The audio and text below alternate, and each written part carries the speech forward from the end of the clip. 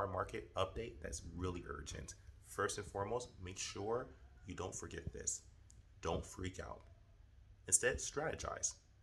What I mean is this: if the inflation's bringing the car prices up, or even if it's going down or up, doesn't matter where it's at, the goal is to figure out a strategy. And what you need to do anytime you feel that the car market is pretty unstable, like you can't sell your car because the price went down too low. So now you have a negative exit strategy because now you're selling the car for a really depreciated price. Or if you're trying to buy into a car market, but the price is too high, doesn't matter. This strategy stays the same. First, stay calm. And doesn't matter what the market is. Your goal is, regardless if the market's up or down, figure out how you can maximize making as much money as possible with the asset you currently have. Meaning, do this. Start considering extras.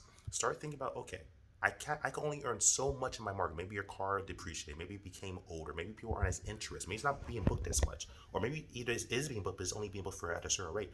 Start figuring out how to make it more interesting. Start adding extras to it, where maybe you rent out maybe a bike, for example, a basketball. You start figuring out ways to bend it around. You start putting your car on social media like Instagram, Facebook. Start marketing it more heavily for free, right? Because you can start a free Facebook account, you start a free Instagram account, you start a free Twitter account, but put your car pictures there and put your Turo host profile as a website, and you start marketing it more.